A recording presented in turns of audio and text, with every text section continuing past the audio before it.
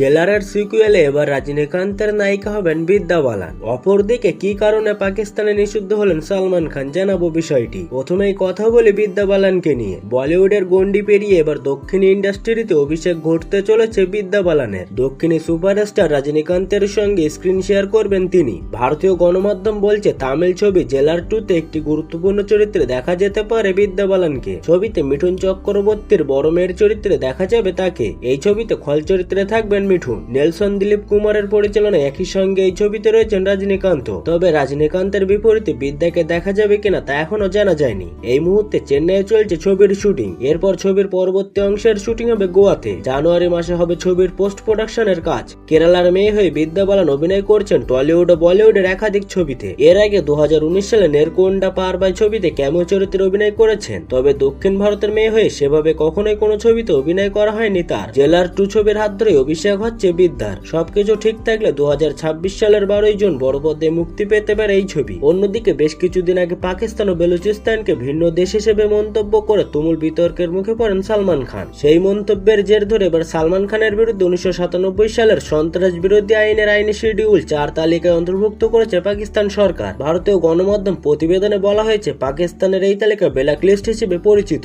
এ তালিকায় সন্ত্রাসবাদের সঙ্গে সম্পর্কিত সন্দেহভাজন ব্যক্তিদের নাম থাকে। এই তালিকায় ফেলা হয়েছে সালমানকে। এর আগে সৌদি আরবের রিয়াদে অনুষ্ঠিত জয় ফোরাম 2025-এ একসঙ্গে হাজির হয়েছিলেন সালমান খান, শাহরুখ খান ও আমির খান। আলোচনা চলছিল মধ্যপ্রাচ্যে ভারতীয় সিনেমার জনপ্রিয়তা নিয়ে। কথোপকথনের মাঝে সালমান খান বলেন, এখন যদি সৌদি আরবে কোনো ছবি মুক্তি দেওয়া হয় সেটা সুপারহিট হবে। তামিল, তেলুগু, মালায়ালাম সিনেমা 100 কোটি টাকার ব্যবসা করবে, কারণ এখানে অনেক দেশের মানুষ কাজ করছেন। এখানে বেলুচিস্তান থেকে এসেছে, আফগানিস্তান থেকে এসেছে, পাকিস্তান থেকেও এসেছে, সবাই এখানে কাজ করছে। সালমানের এই মন্তব্যে পাকিস্তান সরকারের একাংশ ক্ষোভ প্রকাশ করে, কারণ তিনি বেলুচিস্তান ও পাকিস্তানকে আলাদা দেশ হিসেবে উল্লেখ করেন, যা পাকিস্তানের কাছে সংবেদনশীল বিতর্কিত বিষয়। সালমান খানের এই মন্তব্যে পাকিস্তানের তীব্র প্রতিক্রিয়া সৃষ্টি হলে ভারতীয় সামাজিক মাধ্যমে মিশ্র প্রতিক্রিয়া দেখা গেছে। বেশিরভাগ নেটিজেন বলছেন সালমানের মন্তব্য ভুল ব্যাখ্যা করা হয়েছে।